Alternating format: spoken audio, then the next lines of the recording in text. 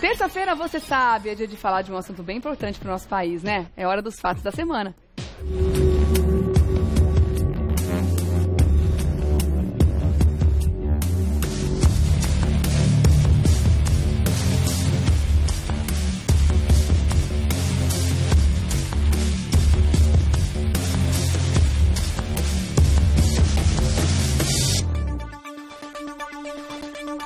O assassinato da vereadora do Rio de Janeiro, Marielle Franco, chamou atenção para um assunto que tem ganhado cada vez mais corpo, principalmente aqui no Brasil, mas no mundo inteiro também. São as famosas fake news. Vamos discutir esse assunto hoje no Revista. Desde o assassinato da vereadora Marielle Franco, no Rio de Janeiro, as redes sociais têm repercutido uma série de boatos sobre a parlamentar. São notícias falsas que, de uma maneira ou de outra, atacam a imagem de Marielle, tentando assim diminuir a importância de sua morte. As chamadas fake news não são novidade no mundo virtual e suas consequências já são discutidas há muito por especialistas. Mas o que leva esses boatos a se propagarem com tanta rapidez e quais as consequências para quem compartilha publicamente esse tipo de nota? É o que vamos discutir agora no Revista da Cidade. E para falar sobre esse assunto, a gente está recebendo hoje Erival Oliveira. Ele é professor de Direito Constitucional da Damásio Educacional e também assessor jurídico do Ministério Público Federal. Tudo bem? Oi, bem-vindo. A gente vê. Prazer é nosso. Bem. Ainda mais para falar de um assunto desta natureza e desta importância. Afinal de contas, a gente ainda está aprendendo, né, muito como lidar com rede social, né? Tem muita coisa que a gente ainda tem que evoluir, porque é uma tecnologia, é um fenômeno, digamos assim, extremamente novo, né, na sociedade. E a gente ainda está aprendendo que existe toda tecnologia, tudo que existe no mundo pode ser usado para o bem e pode ser usado para o mal. Perfeito. E a gente está começando a descobrir cada vez mais que as redes sociais podem e estão, infelizmente, sendo usadas numa quantidade muito maior do que a gente gostaria de ver, também para o mal. Mas quando a gente se depara com uma notícia triste como essa, que é um assassinato de uma pessoa, independente do que ela é, se é política, independente do segmento que ela trabalha, a gente deveria lamentar, né? Um assassinato brutal como esse. Aí, de repente, a gente se depara com o quê? Com uma difamação em larga escala. Né? Aí a gente se para perguntar, né, o porquê disso tudo e tudo mais. Só que além de falar sobre esse assassinato, é interessante a gente falar sobre as fake news, que são um fenômeno meio que novo na sociedade também, que tomaram corpo no mundo todo. E aqui no Brasil a gente viu, por que você acredita que nesse caso especificamente da Marielle Franco, a gente viu essas fake news aparecerem com tanta intensidade e com, digamos que com essa realidade de fatos tão deturpada? A gente sempre diz que a internet deu aso aos imbecis, né? Que coisa, se comunicarem, né? E externarem suas manifestações. E sua raiva, né? Sua raiva, né? Seu ranço. As fake news foram importantes nessa última eleição norte-americana, inclusive com a interferência russa para a eleição de um presidente republicano lá nos Estados Unidos. Anteriormente nós já tínhamos a ideia de fake news, mas não com tanta divulgação como tem hoje em dia, pelas redes sociais, que é um fenômeno de 10 anos que se intensificou muito, né? Na época do Orkut, Twitter, Facebook agora. Sim. Então a gente tem o ser humano podendo externar o que ele quer. O que deixa a gente muito chateado é quando você vê pessoas de alto gabarito, uma desembargadora, falar absurdos, um deputado que representa o povo também falar absurdo. Então, esses absurdos externam apenas o que o indivíduo sente, mas viabilizado pelos meios de comunicação. E as pessoas não se dão conta que quando você posta alguma coisa na internet, aquilo lá está no mundo. As investigações que nós fazemos lá no MPF de racismo e pornografia infantil, o indivíduo ele acha que ele está impune. Não, tem o IP, tem o e-mail dele, tem a senha. Dá para rastrear? Dá. Eu falo das investigações que a gente faz. Então, nesse ponto aí, apesar de ele se achar que ele está protegido, ele pode também ter criado uma conta falsa. Quer dizer, eles acham que eles estão totalmente escondidos ali, né, pelo anonimato, eles acham que são anônimos na internet, mas não são. Por mais que não estejam com um perfil válido, com um perfil real. Eles não estão tão escondidinhos, dá para rastrear, só que se ele for muito bom, o indivíduo do mal, ele vai usar a internet profunda, a Deep Web que a gente chama, né? Ele pode usar Deep Web? Deep Web, abaixo das investigações que nós fazemos nesse crime grave, que é o crime de pornografia infantil pela internet. Então ele pode criar um perfil falso Ele pode ir numa lan house, fornecer dados falsos e criar um nome falso com um IP que vai ser o IP de login da lan house. Você fazer isso de um computador público. Então ele coloca lá, @lambilambi, né, um nome falso, dados falsos, preenche e facilmente ele consegue criar um perfil. Essa investigação é um pouco mais complicada. O que é mais fácil identificar é a pessoa que tem @Regina Tapes, @professor Edival. Essa pessoa vai externar alguma coisa. Essa pessoa é mais fácil você identificar para punir. Então a gente tem, na esfera estadual, a punição, por exemplo, dos crimes de difamação, como você me lembrou, a mulher da Marielle, a filha, os familiares podem processar a desembargadora, o deputado, no campo civil. Ação por danos morais, por exemplo. Tá? No campo penal, teria um pouquinho de restrição, mas para investigar também é possível, só que no tipos penais, por exemplo, calúnia, injúria e difamação, é possível a retratação. Então, de algum modo, a desembargadora já se retratou, o deputado aparentemente ou já retirou o post ou de algum modo se retratou. Então, a investigação criminal aí não vai caminhar muito. É o que a gente recomenda, vai no bolso. Vai no bolso. Printa a tela, porque você printando a tela, você tem a URL completa, a data, o horário. Porque se for pedido de quebra de sigilo, a gente precisa da URL completa, aquele endereço completo lá em cima e abaixo, a data e também o horário. Porque a depender do fuso horário, se foi fora ou não do país, tem lá GMT -3, -2, que é o fuso horário, para você identificar aquele IP. Antigamente os IPs eram dinâmicos. Né? Cada vez que você se logava, você entrava e caracterizava sua entrada naquele horário, através daquele IP com aquela senha. Hoje em dia ficou mais fácil investigar porque tem os IPs fixos. Então você tem uma conta numa operadora X, sempre que você logar, aquele vai ser seu IP.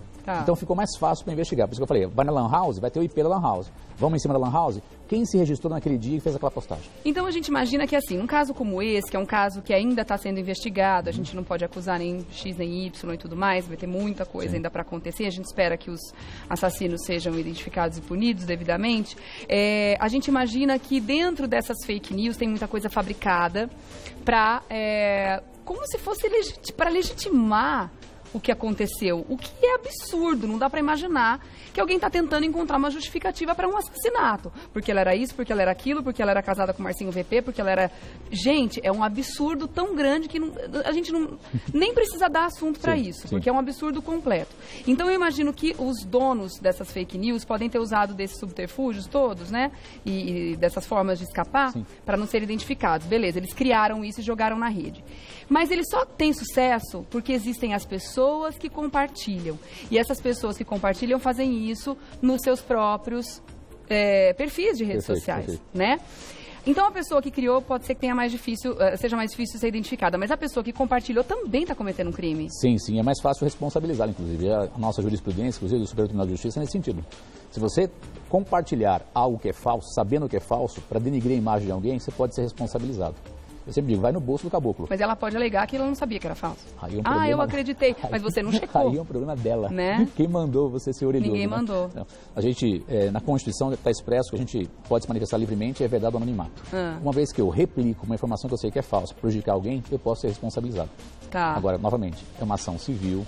Então você pode ter uma ação individual contra essa pessoa, pode ser que seja criada uma ONG para responsabilizar essas pessoas que estão de algum modo divulgando essa informação falsa. Qualquer pessoa que se ofendeu pode processar essas pessoas que estão compartilhando fake news? Ou tem que estar diretamente envolvida no caso? No caso, a mulher dela ou a filha? Sim, vamos pensar assim, para responsabilização por dano moral, entenda, uma lesão a um direito da personalidade, seu nome e sua honra. Alguém te ofendeu, você pode responsabilizar aquela pessoa. Alguém compartilhou aquela ofensa que você fez. Você pode ir contra a pessoa que fez a publicidade ou essa informação falsa, fake news, e também quem replicou.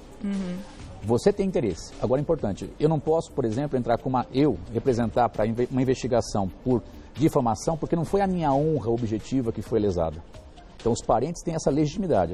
Vocês têm interesse direto. A honra da Marielle foi prejudicada, então vocês podem processar. Eu, como terceiro, não posso. Eu quero que seja feita uma investigação contra tal coisa. Mesma coisa essa extensão agora do habeas corpus. Habeas corpus protege uma pessoa. Ela tem que impetrar ou um advogado dela. Terceiro não pode impetrar para ela. Ontem o Gilmar Mendes indeferiu um HC coletivo para prisão em segunda instância. Quem é que tem interesse? Não tem o interesse de coletividade de proteger todas as pessoas que estão aparentemente ameaçadas de ser presas. De modo objetivo. Você tem interesse porque a sua honra foi violada. Quem replicou? Você pode entrar com ação contra quem fez a imagem, a publicidade, quem divulgou também. Novamente, as pessoas que têm lá o perfil correto, é fácil de achar. Você dá um Google ali, vai lá no Instagram, porque normalmente a pessoa tem o Facebook, o Instagram e o Twitter. Você consegue responsabilizar. Só que, novamente, para você obter os dados, vai ter que estar através de uma ação judicial. Então, uma ação judicial, você lembra aquela vez que a Daniela Sicarelli estava namorando no mar, divulgaram um vídeo? Sim. Ela, então, ação judicial para retirar o vídeo. Só aquele negócio, uma vez que foi o vídeo para a imagem, alguém faz um upload e vira e mexe aparece aquele vídeo. Então, assim, eu não posso obrigar, sempre que aparecer, retire. Você retirou o original? Beleza, mas alguém vai replicar isso em algum momento. Alguém vai ter esse vídeo em algum lugar do mundo. É como aquele filme da Xuxa lá, quando ela mais nova, com crime menor. Ela também não conseguiu até hoje. Retirou, mas vira e mexe, aparece lá porque alguém baixou e fez o upload.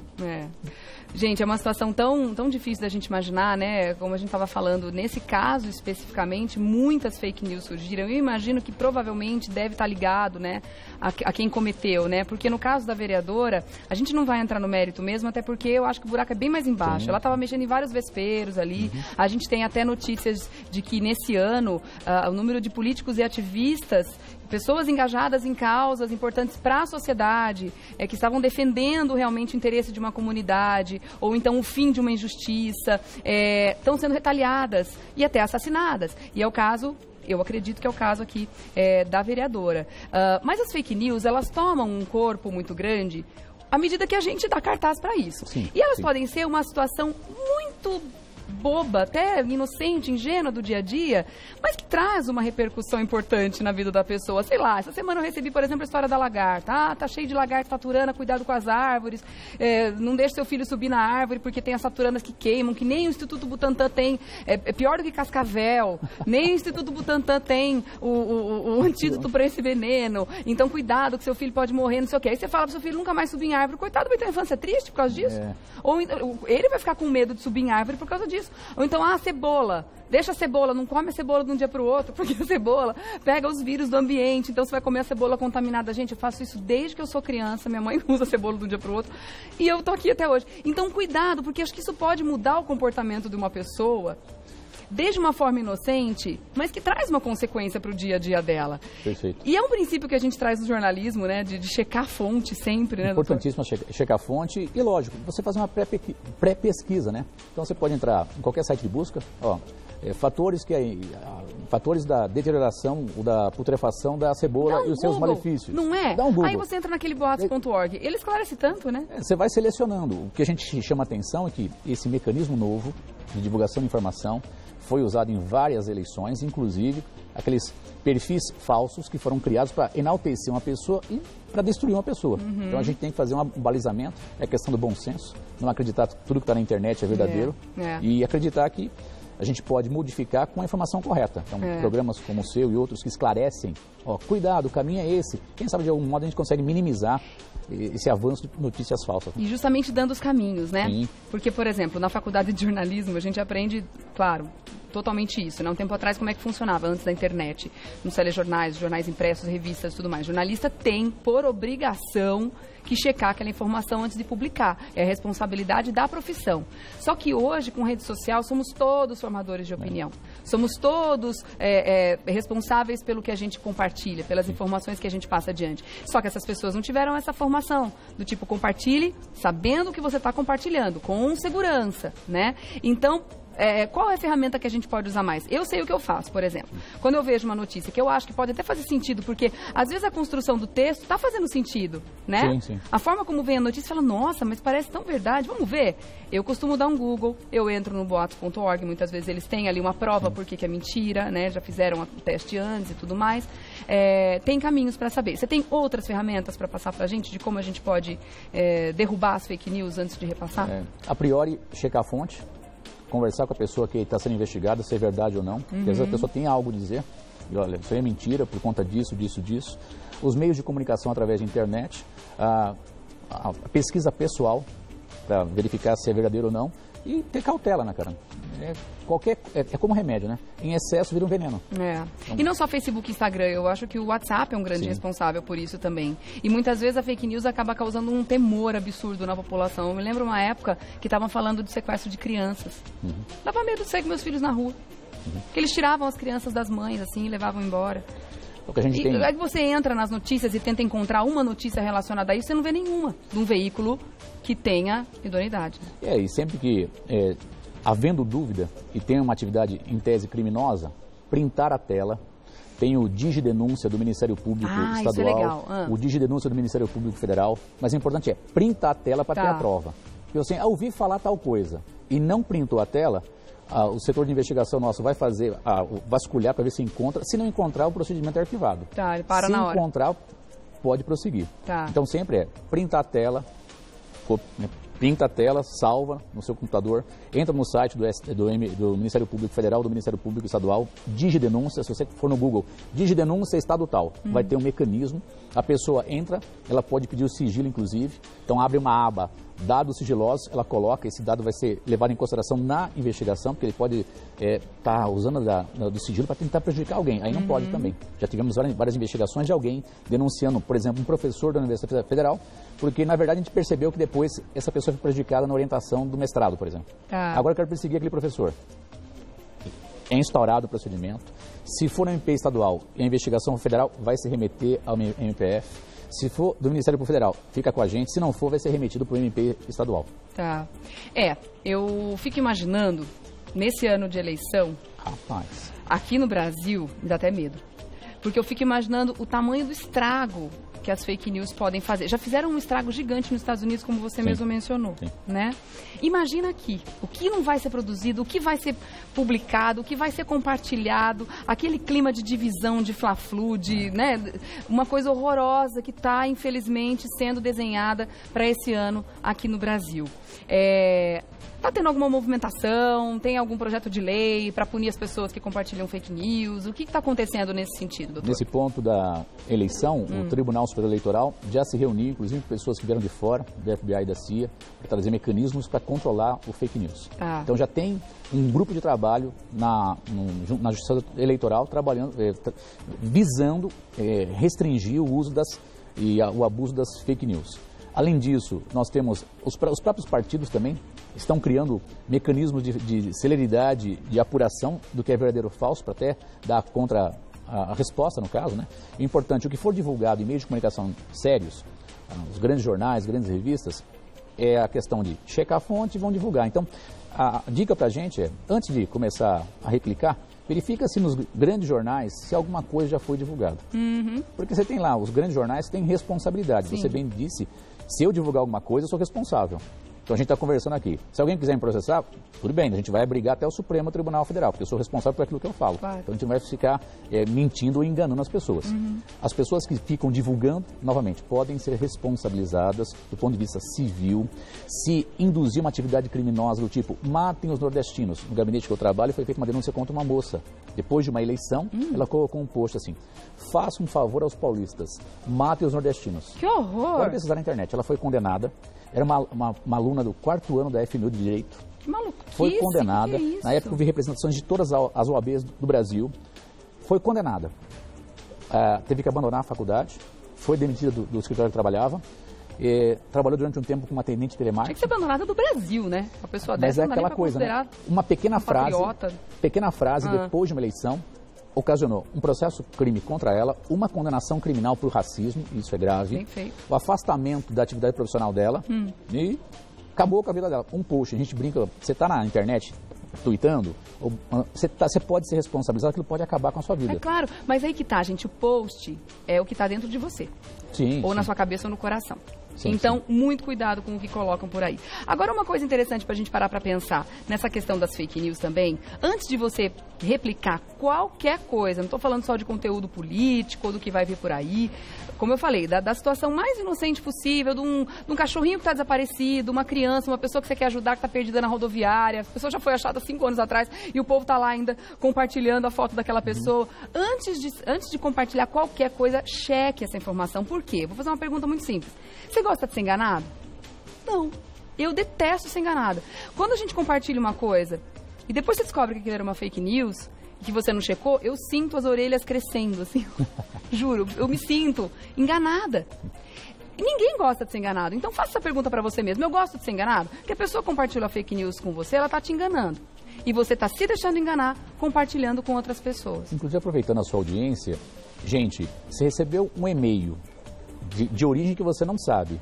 Tem um arquivo para você abrir, é o famoso cavalo de Troia, ou um vírus para obter todas as suas senhas. Aí você vai se dar bem mal, né? Detalhe, tudo que é eletrônico pode ter o rastreamento. Inclusive, não é incomum, isso inclusive em investigações federais ou coisa tipo contra o terrorismo, o seu tablet, a sua televisão, o seu celular pode estar gravando aquilo que você está falando ao mesmo tempo. Nossa, imagina. Então, é o máximo de cuidado com você. Então, é uma propaganda recente de combate à net fraudulenta. Isso é perigoso por quê? Você, ao comprar essa net fraudulenta, esse meio de comunicação fraudulenta, você está colocando pessoas acompanhando tudo que você faz dentro de casa. Então aquela luzinha na televisão pode estar filmando tudo que acontece ali dentro. Você já imaginou? A tecnologia está tão além. Mas acontece, às vezes você vê em hotéis, o cara estranha algum negócio, tem um negócio piscando ali, tem uma câmera filmando. Pô. Eu tenho encanação com espelho. Pode ser. Espelho de hotel. E hoje em dia, botão de camisa, relógio, tudo filma. E os meios de comunicação, e-mail, não abram se você não sabe quem te mandou. Tem um teste para fazer com o espelho, inclusive. Vou falar para o pessoal se de repente não sabe. A gente pode chegar com a unha bem pertinho do espelho, assim, ó, encosta a unha no espelho. Se tiver uma distância, é o vidro, é o espelho mesmo. Se você encostar o dedo, encostar a unha e tiver vendo, refletindo a sua imagem, aquilo pode ser meu pai. Aquele vidro que a pessoa que está do outro lado está vendo e você não. Vidro de reconhecimento. Vidro de reconhecimento. Eu, hein? Medo, né? Tô fora. Bom, gente, enfim, eu acho que em ano de eleição todo cuidado é pouco mesmo. Se você está preocupado em realmente colocar alguém, eu acho que todos estamos, não é possível que a gente ainda não se conscientizou da importância que esse ano tem para o futuro do nosso país. Então vamos fazer o seguinte, vamos nos informar mesmo com informações que vão embasar o nosso voto. As fake news, elas desvirtuam completamente a sua opinião. Então é importante que você saiba exatamente aonde você está buscando essa informação. As informações que chegam normalmente não são legais. Busque a informação. Aí pode ser que você tenha mais sucesso. Então desconfie, vá lá, cheque, né? É gostoso fazer isso, é um trabalho investigativo. A cautela. Né? Esse ano, mais do que nunca, é bem importante. E vamos continuar falando sobre esse assunto, porque eu acho esse assunto de uma importância cada vez maior, né? A gente vai viver cada vez mais grudado nessas coisas aqui, né? É o mundo da nossa juventude para frente, né? Exatamente. Tudo vai estar vinculado à internet. Quem sabe eles já venham com essa consciência de que a gente não deve acreditar em tudo, que isso é uma coisa mais, né, da nossa geração, que, né, que é mais novidade, não é? Tá certo, então. Deixa eu agradecer a Erival Oliveira, que é professor de Direito Constitucional da Damásio Educacional e assessor jurídico do MPF. Muito obrigada. Eu agradeço. Viu? Eu vou deixar aqui o serviço. Você pode fazer o contato através do Twitter, @prof_Erival, @prof_Erival, tá bom? Obrigada. Prazer em te ver, felicidade, um abraço pra Alice. Obrigada, viu? Até a próxima.